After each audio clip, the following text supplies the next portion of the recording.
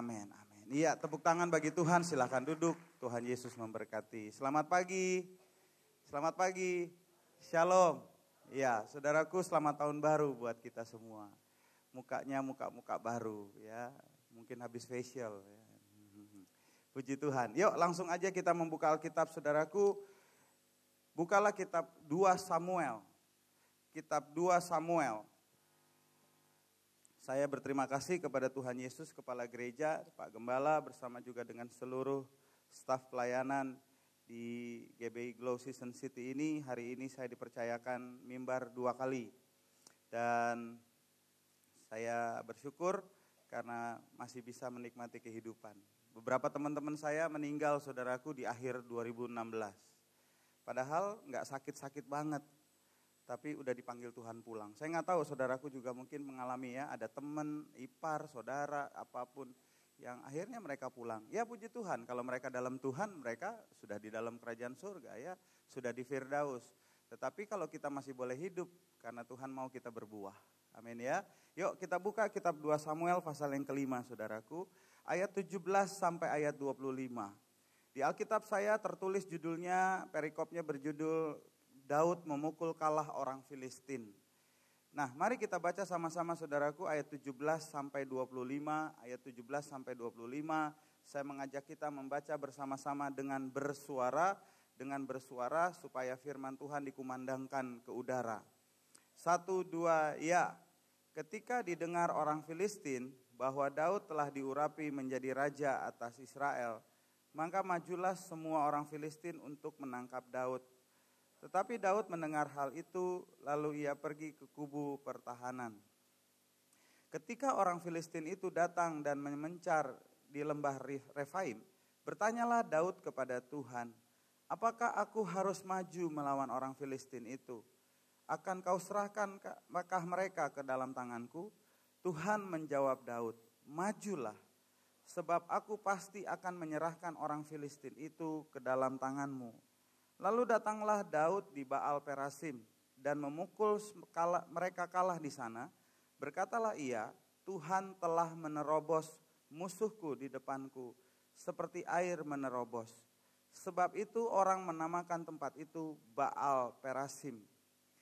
Orang Filistin itu meninggalkan berhalanya di sana. Lalu Daud dan orang-orangnya mengangkatnya. Ketika orang Filistin maju sekali lagi dan memencar di lembah Refaim, maka bertanyalah Daud kepada Tuhan, dan ia menjawab, janganlah maju, tetapi buatlah gerakan lingkaran sampai ke belakang mereka, sehingga engkau dapat menyerang mereka dari jurusan pohon-pohon kertau.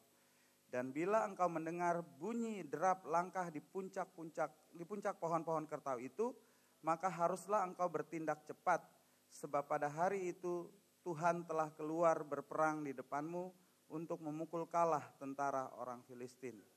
Dan Daud berbuat demikian seperti yang diperintahkan Tuhan kepadanya. Maka ia memukul kalah orang Filistin, mulai dari Geba sampai Geser. Tuhan berkata, yang berbahagia adalah kita yang mendengarkan firman Tuhan, tentu berarti membaca Alkitab, serta memelihara di dalam hidupnya sehari-hari. Terpujilah nama Tuhan. Saudaraku, cerita Daud dan Filistin sudah kita dengar dari zaman sekolah minggu. Yang paling terkenal adalah ketika Daud mengalahkan salah satu pahlawan orang Filistin yang bernama Goliat. Ya. Nah, tetapi saudaraku, saya ingin mengklarifikasi sebentar. Saya baru pulang lagi dari Israel, saudaraku yang kasih oleh Tuhan. Dan salah satu yang ditanya oleh grup, ini sering banget nih kalau saya bawa grup nanyanya gini, Pak, orang Palestina itu keturunan orang Filistin ya, gitu ya. Nah, perjawabannya mungkin juga boleh menjadi pengetahuan bagi saudara. Orang Palestina yang ada sekarang itu berbeda sama sekali dan tidak ada hubungan sama sekali dengan orang Filistin. Orang Filistin, gen orang Filistin yang hidup di dalam Alkitab sudah punah. Semuanya sudah punah. Dan secara etimologi, saudaraku, orang Filistin itu tidak berdarah Arab. Sementara orang Palestina yang ada sekarang, mereka adalah orang-orang Arab. Nah, waktu tanah Israel kosong, kita tahu saudaraku 700 tahun sebelum Masehi, orang Israel itu dibawa keluar. Ya, ketika Salomo waktu itu jatuh, Salomo sudah mengalami kemunduran dalam kerajaannya, lalu kemudian kita tahu sejarahnya mengatakan lalu orang Arab datang, saudaraku, orang-orang dari utara termasuk Rusia, waktu itu belum Rusia tentunya, membawa tawanan membawa orang Yahudi menjadi tawanan, maka tanah Israel jadi kosong. Di saat itulah lalu mereka mulai masuk dan mereka mulai menduduki tanah ini. Dan kemudian mereka memberi nama diri mereka. Lalu kemudian mereka inspirasi dari kata Filistin, lalu mereka memberikan mereka nama Filistin. Itulah Palestina sekarang. Tetapi tidak ada hubungan sama sekali dengan orang Filistin pada zaman di Alkitab. Nah, kita tahu juga saudaraku bahwa Filistin adalah salah satu, makanya dikait-kaitinnya gini nih, seperti orang Israel bermusuhan dengan orang-orang Filistin, begitu pula orang Israel modern bermusuhan dengan orang Palestina. Padahal itu adalah pendapat yang salah sama sekali. Kenapa saya katakan salah sama sekali? Karena memang orang Palestina memang orang yang satu negara yang belum diakui oleh PBB sampai sekarang. Tetapi saudaraku yang kasih oleh Tuhan, orang-orang Arab Palestina punya hubungan baik dengan orang Israel. Ya, jadi kalau saudara-saudara satu kali pergi ke Israel, orang Palestina mudah kok untuk pergi ke Israel. Walaupun orang-orang Palestina untuk pergi ke Israel mereka harus dijaga. Kenapa? Karena untuk mengantisipasi adanya penyusupan teroris. Makanya saudaraku, salah satu tempat yang menjadi bagian dari orang Palestina maksud saya adalah Bethlehem. Itulah West Bank atau tepi barat. Jadi saudaraku, negara ini negara yang aneh dalam tanda kutip. Kenapa?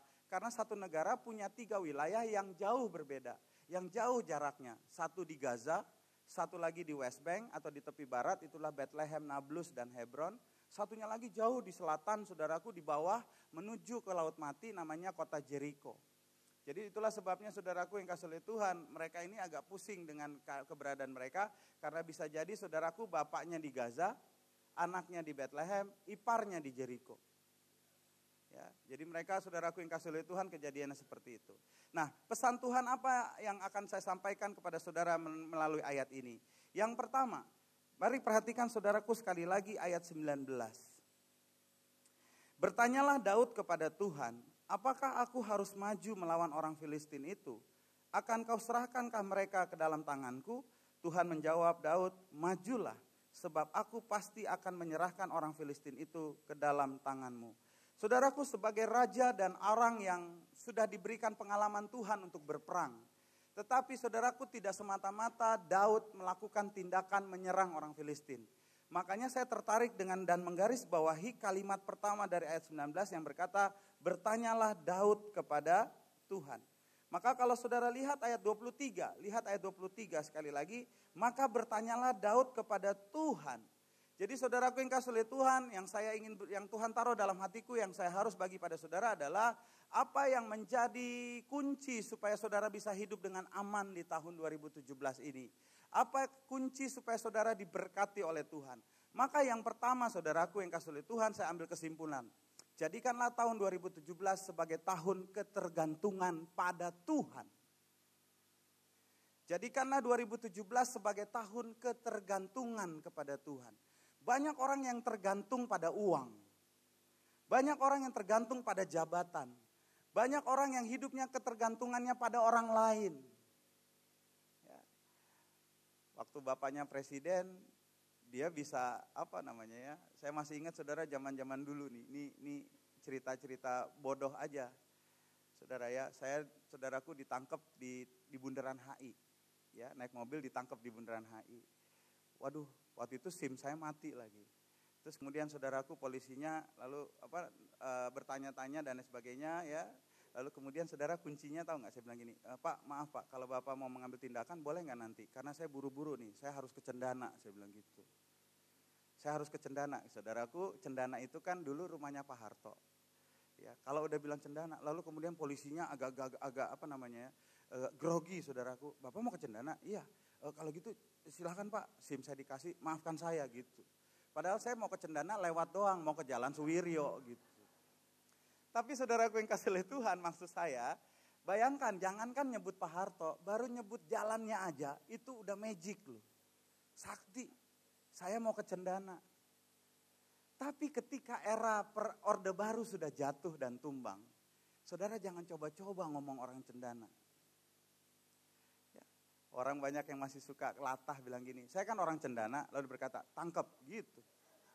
Dulu bilang orang cendana, ditangkep, dilepas. Ditangkep, bilang cendana, dilepas. Sekarang saudara orang bebas, bilang cendana, ditangkep. Dan jangan lagi sekarang bilang orang Cikeas. Jangan. Beberapa tahun lalu kita bilang, kita orang Cikeas. Wah udah aman. Tapi jangan sekarang bilang orang Cikeas. Tangkep saudara. Nah maksud saya adalah gini, banyak orang yang hidupnya ketergantungan. Pada pemimpin, pada orang kuat, pada jabatan, pada uang, pada lain sebagainya. Tapi hari ini saudaraku contohlah Raja Daud. Karena ia mempunyai sikap tergantung pada Tuhan. Enggak semata-mata dia seorang tentara yang punya pengalaman. Jangankan mengalahkan orang Filistin. Goliat saja sudah pernah dia kalahkan. Tetapi tidak semata-mata ia punya pengalaman yang banyak, lalu dia mengambil tindakan sendiri. Ia tetap bertanya kepada Tuhan, Pak mau buka usaha apa di tahun 2017 ini? Tanya dulu sama Tuhan. Jangan tanya sama konsultan. Karena konsultan pun masih nanya sama seniornya. Saudara punya masalah apa dengan rumah tangga? Jangan keburu nanya dengan konsultan perkawinan. Tanya sama Tuhan. Nah saya lihat di sini banyak anak-anak muda. Dan anak-anak yang sudah over muda ya, sudah melewati masa muda, tapi kok tetap sendirian. Tahu dari mana Pak? Buktinya ke gereja duduk sendiri. Ya kan, kalau kayak Lena kan ada tuh sebelahnya gitu kan. Kalau ada yang lain, kalau laki nggak masalah Pak. Perempuan ini kadang-kadang ya kalau perempuan itu kan soalnya ada masa expirednya. Maafkan saya. Maksud saya expired itu kan ya ada lah ya kan. Saudaraku, saya punya sepupu mau menikah umurnya 49. Dia tidak lagi berharap punya keturunan. Karena sudah mati pucuk istilah Alkitab. Bukan teh pucuk, mati pucuk saudara. Ya, sudah menopause. Tapi akhirnya 49 dia dapat saudaraku ya. Dia dapat orang bule. Ya itulah ya, orang bulenya juga udah 76 kalau nggak salah begitu ya. Jadi emang begitu. Makanya saudaraku yang kasih oleh Tuhan, saya kan punya 2 adik perempuan. 2 adik perempuan saya belum menikah. Bukannya nggak laku, tapi memang masa lalunya agak-agak sedikit memilih. Ya, akhirnya sekarang nggak ada yang dipilih. Saudara ya, makanya nih nasihat buat anak-anak muda, ya sudahlah, yang ada udah sampok aja. Jangan sok-sok milih. Iya, jangan sok jual mahal, nanti lama-lama jual murah. Lama-lama gratis.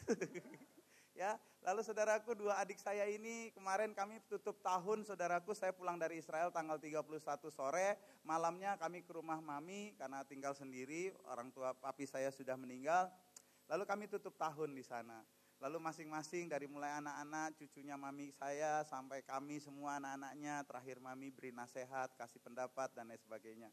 Dan kembali lagi waktu saya tanya kepada 2 adik saya yang perempuan ini, doa kalian apa? Kan karena saya bagian pendeta, doa syafaat. Apa yang mau didoakan? Satu-satu, anak saya 3, saudara anak-anak bilang supaya skripsi selesai, supaya tahun ini, tahun 2017 wisuda, saudaraku, dan lain sebagainya. Dan ketika saya tanya sama 2 adik saya, mereka kemudian dia bilang gini, no comment, sambil main mata gitu kan. Karena 2 adik saya perempuan ini, saudaraku yang kasih oleh Tuhan, yang adik saya nomor 3 itu umurnya sudah 48. Umurnya 48. Ya. Lalu adik saya yang paling kecil, yang perempuan satu lagi, mungkin Bapak Ibu masih ingat Tika Panggabean. Umurnya 46. Jadi Tika itu casingnya begitu, tapi dalamnya itu udah harus ganti-ganti mungkin ya. Umurnya 46 tuh Tika ya. Banyak orang yang ketika saya bilang 46, nggak nyangka deh. Makanya nggak heran anak-anak sekolah minggu kayak ginian manggil Tika masih kakak. Kak, padahal ini udah cucu nih sebenarnya. Mustinya udah cucu gitu kan. Mustinya paling enggak udah anak lah begitu kan, saudaraku yang kasih oleh Tuhan. Saya cuma bisa nasihat sama mereka, jangan khawatir, selama masih ada Tuhan, masih ada harapan. Amin. Terus dia tanya gini, harapannya dari mana Bang? Ya paling enggak masih ada opa-opa lah. Lah iya kan. Ya masa umur 46 ngarepin pacaran sama 23, yang 23 kan enggak mau ya. Siapa di sini 23 mau pacaran sama 46? Kan nggak mau ya. Paling nggak kan harus yang ada di atasnya. Yang di atasnya yang berapa? Ya udahlah yang umur 55 ke atas kan, yang udah pensiun, yang udah nggak ada kerjaan gitu kan. Jadi saudaraku yang kasih lihat Tuhan, ya seperti sepupu saya ini saudara 49 kawin sama orang Amerika. Umurnya 76. Puji Tuhan saudaraku. Waktu dia propose nembak saudaraku, ngomongnya aja sudah ya khas gitu. I love you gitu. Udah gak bisa tegas saudara. Kalau kita kan masih muda kan I love you, me too gitu kan, love you too gitu. I love you.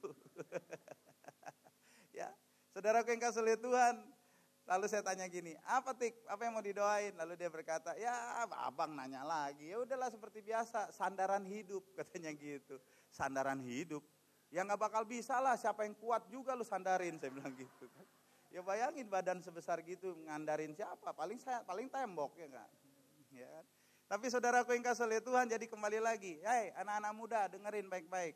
Kalau mau cari jodoh, mau minta jodoh, tanya Tuhan.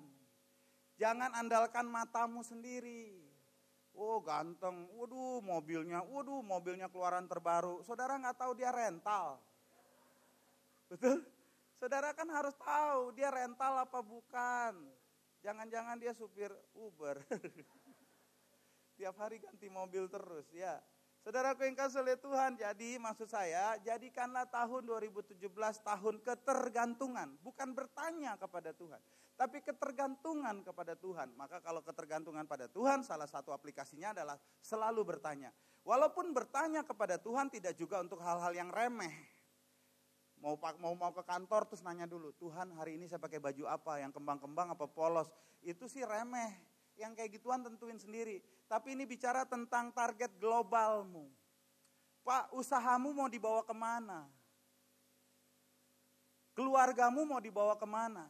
Pelayanan dan gereja kita ini mau apa? Tanya sama Tuhan. Dan ketika kita punya goal untuk menjalankan, goal itu kan namanya adalah vision, visi. Maka untuk mencapai visi harus ada misi. Begitu pula dalam mencapai visi ada misi, misinya juga ditanya sama Tuhan. Tuhan misinya apa supaya kita bisa mencapai goal-goal itu? Tergantunglah kepada Tuhan. Ekonomi kita, keluarga kita, studi saudara, keluarga, bahkan kami hamba-hamba Tuhan dalam pelayanan. Kami harus tanya sama Tuhan. Saudara pikir apakah saya main buka Alkitab jelek gitu? Oh yaudah ini aja di hotbain. Enggak. Dalam 1 minggu kalau saya sudah tahu hari Minggu besok saya ada di mana, saudara yang kasih oleh Tuhan. Saya tanya sama Tuhan, Tuhan apa yang saya harus sampaikan? Jangan sampai nanti tidak tercapai goalnya. Dan Tuhan di dalam kehidupan saya 1 minggu kasih tahu, ini loh, kasih tahu tentang ini loh, kasih tahu tentang ini. Amin saudara. Yang kedua, mari saudara perhatikan baik-baik ayatnya yang ke-20. Lalu datanglah Daud di Baal Perasim dan memukul mereka kalah di sana. Berkatalah ia, Tuhan telah apa? Menerobos musuhku di depanku seperti air menerobos. Sebab itu orang menamakan tempat itu Baal Perasim. Baal Perasim saudaraku berarti master of breakthrough. Baal Perasim artinya master of breakthrough. Kalau saya kira-kira terjemahkan dalam bahasa Indonesia sederhana, Tuhan maha menerobos. Berarti yang kedua saudaraku yang saya mau sampaikan pada pagi hari ini adalah jadikan 2017 sebagai tahun terobosan. Artinya jangan hidup mainstream. Pola-pola hidup 2015, 2016 harus dirubah. Target-targetmu yang cuman standar itu harus dirubah. Kita harus lebih dari pemenang, kata Roma pasal 8 ayat 37. Targetmu tidak boleh, makanya saya masih ingat saudaraku anak-anak kita suka dibilang begini, gantungkanlah cita-citamu setinggi langit. Jadi saudaraku yang kasih lihat Tuhan, ada anak sekolah minggu saya tanya gini, Om Deta, kalau saya dipanggil Om Deta, Deta itu pendeta. Om Deta, boleh nggak saya minta helikopter? Boleh.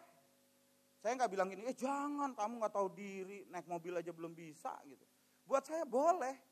Persoalan nanti kapan dia dikasih, kapan Tuhan yang ngasihnya dia pada waktu kapan, terserah Tuhan. Yang penting minta dulu. Saudaraku punya usaha, mau lebih besar, butuhnya maaf kata saudara, jangankan cuma 1-2 M, 1 triliun, minta. Kenapa? Orang cuma ngomong doang kok. Saudara harus buat terobosan dalam kehidupan ini. Persoalan nanti ya atau tidak kan tergantung pada Tuhan. Haknya semua pada Tuhan, bukan pada kita. Makanya kalau saudaraku masih ingat, ya pasti Pak Gilbert, Pak Roni sudah mengajar kita. Ketika kita berdoa, ini kalau pernyataan saya, kalau kita berdoa tuh sebagai anak Tuhan, Tuhan pasti menjawab doa kita. Saudara bisa argumen sama saya, saya udah berdoa lama tapi nggak dijawab juga. Persoalannya bukan gitu, kau nggak sensitif. Tuhan pasti jawab, Pak. Tapi persoalannya jawaban Tuhan ada 3, itu kan. Jawaban yang pertama yang pasti kita sangat mau adalah Tuhan bilang iya. Tapi juga Tuhan bisa bilang tunggu. Tapi Tuhan juga bisa bilang tidak. Dan ketika saudara minta Tuhan bilang tidak, Tuhan jawab enggak? Sekali lagi saya tanya, saudara minta, Tuhan bilang tidak. Tuhan jawab enggak? Tuhan jawab. Apa jawaban Tuhan? Tidak. Saudara suka liar bilang gini, Tuhan enggak jawab. Tuhan bilang gua jawab. Dan jawabanku tidak. Ya masa kita udah punya istri minta istri baru, kan Tuhan bilang tidak. Benar gak? Iyalah. Saudaraku yang kasih oleh Tuhan, jadi kita harus sensitif. Tetapi kembali lagi ke tema kita saudaraku, ayo kita buat terobosan. Kita buat jadi anak Tuhan yang beda, anti mainstream. Kalau orang rata-rata begini termasuk gereja kita. Kalau pelayanan biasanya begini, yuk kita bikin sesuatu yang baru. Yuk kita bikin sesuatu yang terobosan saudaraku yang kasih oleh Tuhan. Jadikan tahun ini sebagai tahun terobosan. Dan siapa masternya, siapa Tuhannya? Tuhan Yesus adalah Tuhan yang menerobos. Saudara bayangkan 613, saudaraku masih ingat ya. Hukum Taurat yang dipahami oleh orang-orang Israel, orang Yahudi, itu bukan 10. Bukan 10 hukum Taurat, tapi 613 hukum Taurat.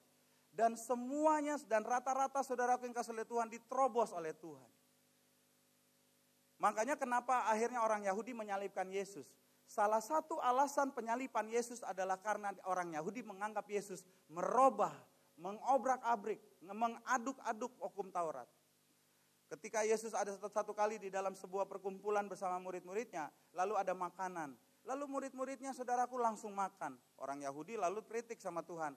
Tuhan, Yesus, itu murid-murid makan gak cuci tangan dulu. Karena salah satu dari 613 hukum Taurat adalah kalau mau makan cuci tangan dulu. Makanya kita tahu lagunya. Sebelum kita makan dek, cuci tanganmu dulu. Itu berdasarkan Taurat. Apalagi yang disikat, apalagi yang diterobos oleh Tuhan. Tidak boleh mengadakan kegiatan di hari Sabat. Hari Sabat itu mulai dari Jumat setelah matahari terbenam sampai nanti hari Sabtu matahari terbenam. Saudaraku, apa yang Yesus lakukan, apa yang Yesus terobos di situ? Yesus menyembuhkan orang sakit. Satu kali saudaraku, saya pergi ke Israel, satu kali anggota rombongan saya meninggal, Pak. Aduh. Makanya kalau saya lagi berangkat ke Israel, saya suka doa, maksudnya setelah itu saya banyak doain supaya tidak ada yang meninggal. Sakit aja deh gitu. Maaf kalau bisa sehat terus. Pak, orang Batak ya, tahun 2000 berapa itu ya? Meninggal Pak, di hari Sabat lagi. Bayangin nggak? Dia datang dengan dia berangkat dengan istri, anak mantu sama beberapa cucu. Itu mayoritas di grup. Begitu meninggal saudaraku, satu grup itu suasananya haru semua. Jadi saya udah nggak bisa lagi, ibaratnya nggak bisa ngebangun suasana yang riang lagi ya, namanya suasana duka. Lalu kemudian dia meninggal serangan jantung, kita bawa ke rumah sakit. Saudara tahu matinya hari Sabat. Itu sama dokter diginiin, udah taruh aja dulu di situ. Saya bilang nggak bisa di tempat ditolong, it's Sabat katanya gitu. Saudara bayangin nggak? Hanya karena Sabat, tunduk pada Taurat, kasihnya hilang. Akhirnya ditungguin Pak. Begitu Sabat selesai, hari Sabtu sore, barulah mayatnya kemudian dimandiin, lalu diformalin, lalu kemudian saudaraku, mana kita nggak punya hubungan diplomatik, saya repot-repot Pak ngurusinnya. Makanya saya selalu bilang gini, Pak kalau ke Israel sehat-sehat lah. Kalau udah mau mati-mati udah tinggal aja lah di daerah Jelambar gitu. Iya, jangan ngerepotin. Saudaraku yang kasih oleh Tuhan, begitu udah semuanya proses oke, lalu kemudian saudaraku masukin peti, masukin kargo, lalu dia dikirim, saudara naik pesawat ke London dulu. Nggak bisa langsung ke Jakarta. Dalam hati saya, ini orang hidup nggak pernah ke London, mati ke London. Ya. Tapi setelah itu saudaraku yang kasih oleh Tuhan, perjalanan kami haru terus, nangis terus. Saudaraku yang saya maksud adalah demikian. Bahwa Yesus menerobos salah satu yang dilarang oleh Taurat untuk melakukan kegiatan di Sabat, tapi Tuhan terobos. Tuhan kita Yesus Kristus Maha Penerobos. Kalau gitu, hai anak-anak Tuhan, jangan hidup mainstream. Ayo, membuat terobosan dari Tuhan. Yang ketiga, yang terakhir. Saudara perhatikan baik-baik ayatnya yang ke-25. Ayat 25 dikatakan begini saudaraku. Dan Daud berbuat demikian seperti yang diperintahkan Tuhan kepadanya. Sekali lagi, Daud berbuat seperti yang diperintahkan, garis miring, yang difirmankan Tuhan kepadanya. Maka saudaraku yang kasih oleh Tuhan, apakah menjadi kunci kehidupan yang diberkati Tuhan di tahun 2017? Ada dua. Yang pertama, jadikanlah tahun ini sebagai tahun rajin membaca Alkitab. Dengar-dengaran dengan firman. Saudaraku yang kasih oleh Tuhan, Alkitab kita terdiri dari 66 buku dari Kejadian sampai Wahyu, terdiri dari 1198 pasal, 1198 pasal dan 33.103 ayat. Maka kalau saudara bayangkan satu tahun ini 365 hari, sekali lagi 365 hari. Maka kalau pasalnya ada 1198, supaya gampang saya tambahin dikit supaya gampang matematikanya, 1200 pasal. Maka 1200 dibagi 365 saudaraku yang kasih oleh Tuhan, maka dapatnya angka berapa? Saya punya simpulan sederhana. Bacalah Alkitab satu hari 3 pasal aja, maka sampai nanti Desember saudara akan selesai sampai Wahyu. Khususnya bagi saudara-saudara yang belum pernah khatam baca Alkitab. Belum pernah baca Alkitab Kejadian sampai Wahyu. Maka hari ini saya sebagai hamba Tuhan diingetin Tuhan. Marilah saudaraku rajin membaca Alkitab. Persoalannya gini, saudara bilang saya mau nurut sama Tuhan. Saya mau nurut firman Tuhan. Tapi kau gak tahu firmannya. Lalu mau nurut sama apa? Paham maksud saya? Kau bisa nurut kalau tahu apa isi firmannya. Maka kalau kita mau lihat saudaraku bagaimana caranya supaya kita bisa membaca dengan selesai dalam 1 tahun. Maka 1198 pasal bagi 365 paling tidak 3 pasal sehari.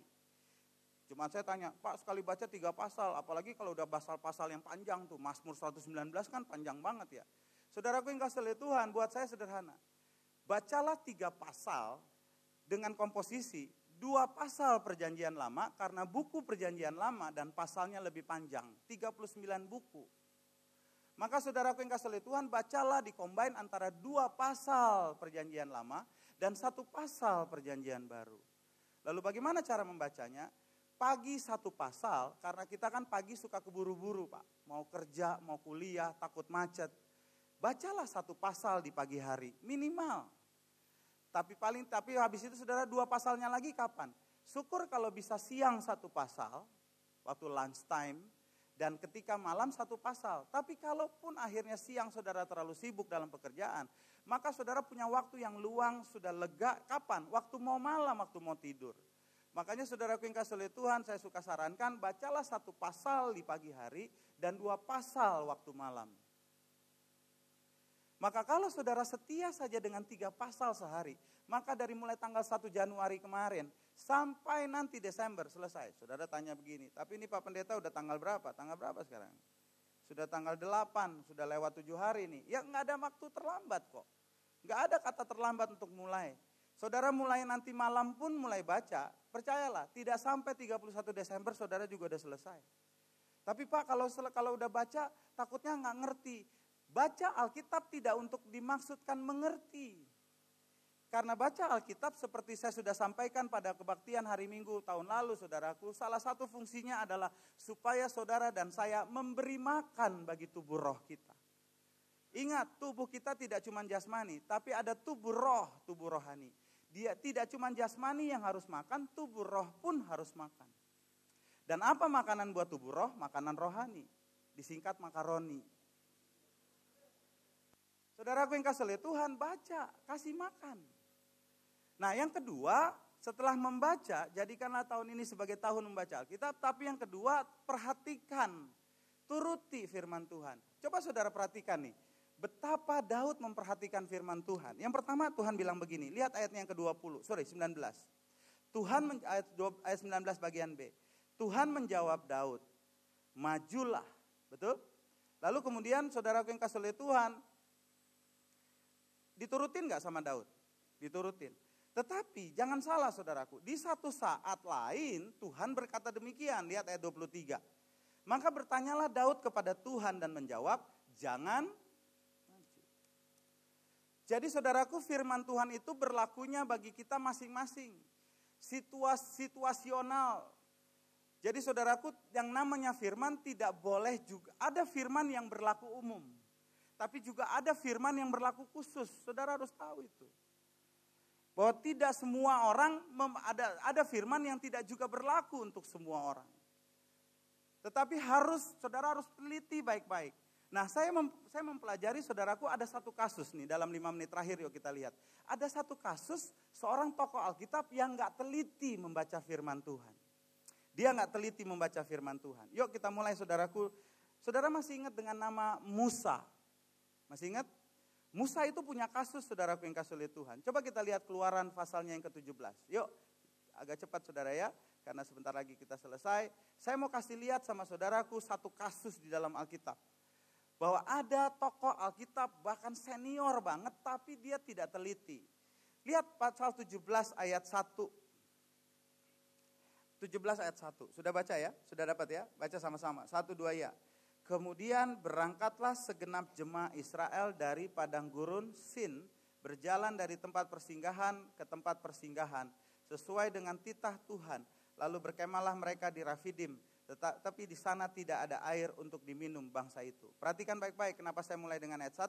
Waktu itu Israel ada di padang gurun apa namanya? Di padang gurun Sin. Dan apa keadaan padang gurun Sin? Tidak ada air. Lalu kemudian saudaraku, bangsa itu marah. Betul? Haus, bangsa itu haus dan kemudian marah-marah. Marahnya sama siapa? Marahnya sama Musa. Ayat 2. Jadi mulailah mereka itu bertengkar dengan Musa dan lain sebagainya. Lalu kemudian apa yang dilakukan Musa? Perhatikan saudaraku ayat 4.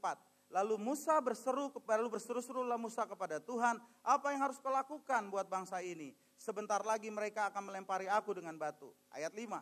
Berfirmanlah Tuhan kepada Musa, berjalanlah di depan bangsa itu, bawalah beserta engkau beberapa orang dari antara para tua-tua, bawalah juga di tanganmu apa? Tongkat yang kau pakai memukul sungai Nil. Saudaraku, saya tanya selama ini. Yang selama ini saudara tahu kenapa Musa tidak boleh masuk ke dalam tanah perjanjian? Karena apa? Salahnya apa?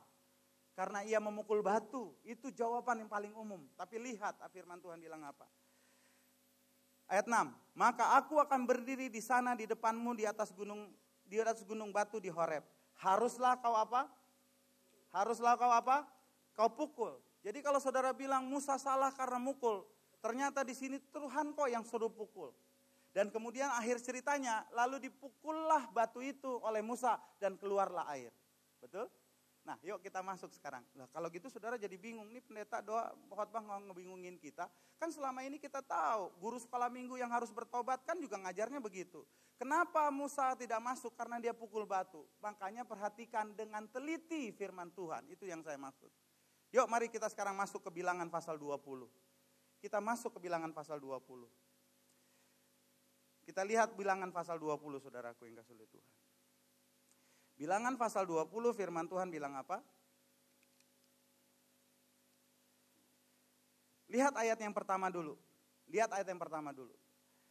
Baca sama-sama boleh ya? 1, 2 ya. Kemudian sampailah orang Israel yakini segenap umat itu ke padang gurun Zin. Saudara lihat bedanya enggak? Tadi ayat Keluaran 17 di padang gurun apa? Sin. Di Bilangan pasal 20 padang gurun apa? Ya sama aja kedengerannya. Kalau gitu saudara yang kasih lihat Tuhan tahu bedanya di mana enggak? Yang tadi S, Sin. Yang ini Z, Zin. Saudara bilang, ya itu sama kali Pak, sarwa keneh, itu tempatnya sama aja. Udah ke Israel belum? Belum ke Israel udah mau bilang sama-sama aja. Nanti saya buktikan. Saudara, dua tempat ini Sin dan Zin beda. Yuk kita lihat pembuktiannya dalam Bilangan pasal 33. Sebentar, Bilangan 20 saya bahas sebentar aja. Ayo Pak, cepat, waktu saya 2 menit lagi nih. Bilangan pasal 33, sebentar aja. Saudaraku, Bilangan 33 bicara tentang peta perjalanan Israel 40 tahun. Jadi kita tahu 40 tahun bangsa Israel di jalan di padang gurun. Kok lama banget ya? Kemana aja mereka? Perhatikan, keluar dari Ramses, itulah sekarang yang kita kenal dengan Alexandria. Itu kalau Israel dulu dilepas sampai ke Israel, paling butuh setahun saudaraku. Tapi kenapa mereka 40 tahun jalan di padang gurun? diputar oleh Tuhan. Maksud Tuhan supaya orang-orang Israel yang sudah tertanam dan berakar budaya-budaya dan paham Mesir mati di padang gurun. Kenapa? Karena yang harus masuk ke tanah perjanjian harus generasi baru, nggak boleh generasi tua. Kesimpulannya, kalau saudara mau terima berkat Tuhan di tahun 2017, berkat-berkat baru, tinggalkan pola Mesirmu di tahun 2016. Karena saudara nggak akan pernah bisa terima berkat di tahun 2017. Masuk ke tanah perjanjian. Kalau masih pakai pola-pola Mesir. Nah perhatikan baik-baik saudaraku. Dalam bilangan pasal 33. Lihat ayat 11. Saya cepat nih. Mereka berangkat dari laut Teberau. Lalu berkemah di mana? Di padang gurun Sin. Kalau saudara berargumentasi sama saya yang berkata padang gurun Sin dan Zin itu sama. Saya kasih lihat. Habis dari Sin dia kemana? Ayat 12 dia pergi ke Dofka. Langsung lompat Pak. Ayat 36 langsung. Ternyata saudaraku sangat jauh berbeda, sangat jauh jaraknya antara Sin dengan Zin. Karena Zin ditulis dalam ayat 36. Lalu mereka berangkat dari Ezion Geber, lalu berkemah di mana? Padang gurun Zin. Nah apa yang terjadi sekarang di padang gurun Zin? Perhatikan baik-baik saudaraku ayat yang ke-8. Ayat 7, Tuhan berfirman kepada Musa, keluar bilangan pasal 20 ya, ayat 7. Tuhan berfirman kepada Musa, ambillah tongkatmu itu, dan engkau dan Harun kakakmu harus menyuruh umat itu berkumpul. Katakan sama-sama. Katakanlah di depan mata mereka kepada bukit. Nah kesimpulannya gini aja Pak. Dalam Keluaran 17 Tuhan bilang ambil tongkat pukul batunya. Tetapi saudaraku dalam bilangan 20 Tuhan bilang ambil tongkat tapi gak usah pukul. Cuman ngomong.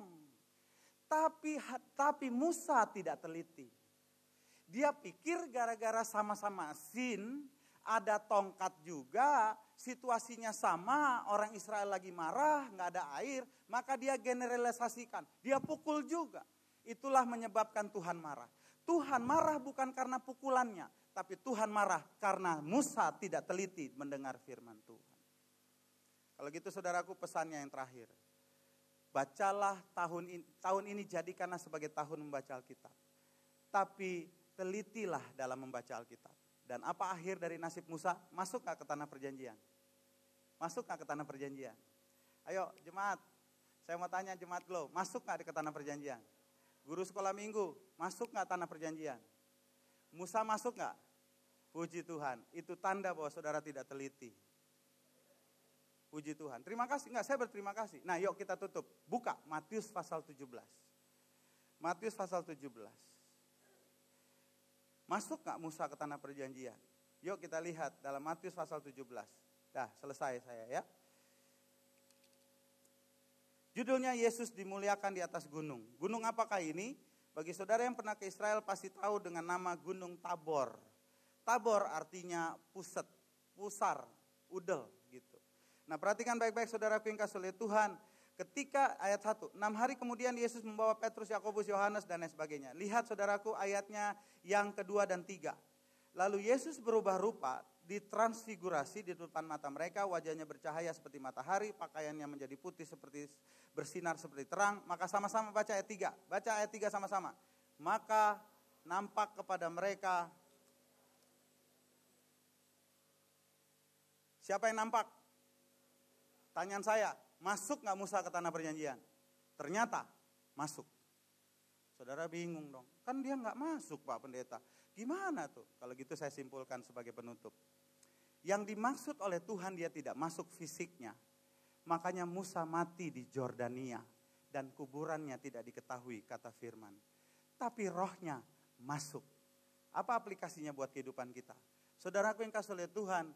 Makanya itulah pentingnya saudaraku tidak cuma memelihara tubuh jasmani ini. Tapi harus lebih merawat tubuh rohanimu.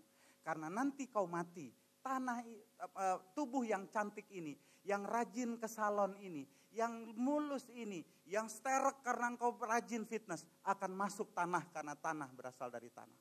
Tapi saudaraku yang kasih oleh Tuhan, yang akan masuk ke Yerusalem baru yang kekal, itulah rohmu.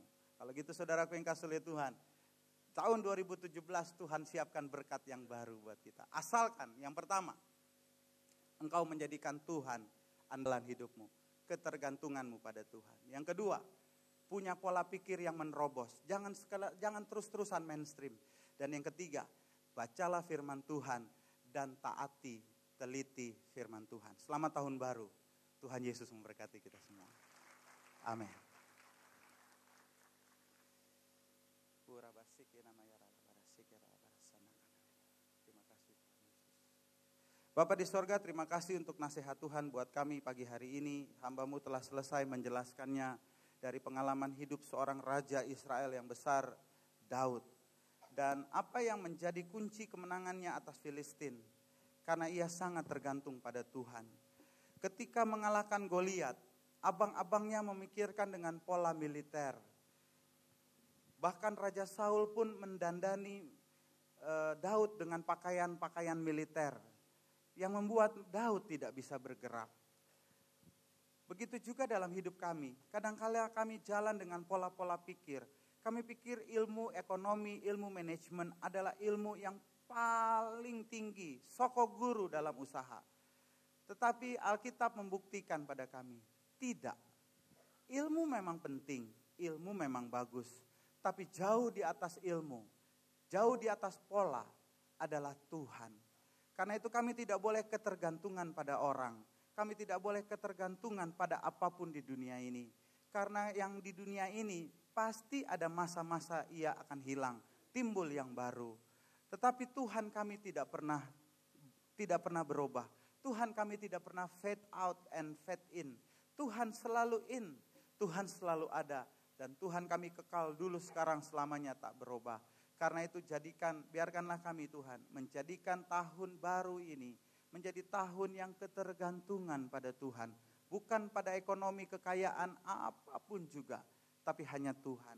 Dan kami mempunyai pola pikir yang baru, tidak mainstream. Kami akan menerobos hal-hal yang baru dalam usaha, dalam hidup rumah tangga. Kalau selama ini hidup rumah tangga cuma di rumah, rutin begitu aja. Rumah, lalu kemudian berangkat kerja sama-sama suami istri, lalu di drop, nanti pulang dijemput, lalu pulang, lalu mandi, makan, lalu tidur. Begitu terus. Tapi biarlah tahun ini ada hal-hal yang terobosan yang kami buat. Kami bisa mempunyai waktu, ambil cuti berdua suami istri, lalu pergi jalan-jalan ke luar daerah, ke luar negeri, demi membangun rumah tangga. Supaya kami tidak hidup rutin begitu-begitu aja. Begitu pula dengan anak-anak, begitu pula dengan pekerjaan dan studi dan lain sebagainya. Dan yang ketiga, biarlah firman Tuhan menjadi soko guru dalam hidup kami. Menjadi pribadona di dalam hidup kami. Kalau selama ini kami sangat suka untuk nonton TV. Kami sangat suka baca novel. Kami suka dengan baca-bacaan politik. Maka sekarang kami mau Tuhan menambahkannya bahkan jauh lebih daripada itu. Firman Tuhan adalah kegemaran bagi jemaat-Mu. Dengan membaca firman Tuhan, Roh Kudus membantu dan menolong untuk menerjemahkan. Dan pada akhirnya kami jadi anak-anak Tuhan yang teliti untuk membaca Alkitab dan melaksanakannya. Berkati gereja-Mu Tuhan, GBI Glow Season City. Hamba Tuhan yang kami kasihi, gembala kami, Pendeta Roni Sukamto bersama dengan Ibu dan semua teman-teman, sahabatku, hamba-hamba Tuhan, Associate Pastor. Bahkan jemaat Tuhan yang mengasihi Tuhan dan gereja ini, berkatilah. 2017 akan menjadi tahun terobosan bagi kami semua. Karena Tuhan kami, Master of Breakthrough, Tuhan Maha yang menerobos. Seperti air yang tidak bisa dibendung oleh apapun, maka biarlah hidup kami pun seperti itu. Yang dapat menerobos bahkan bagian-bagian hidup yang belum mengenal Tuhan. Akhirnya, biarlah segala hormat kemuliaan hanya bagi nama Tuhan Yesus saja. Dan dalam nama Tuhan Yesus, kami berdoa dan bersyukur. Anak-anak Tuhan yang lebih dari pemenang, mari sama-sama kita katakan, amin. Tepuk tangan bagi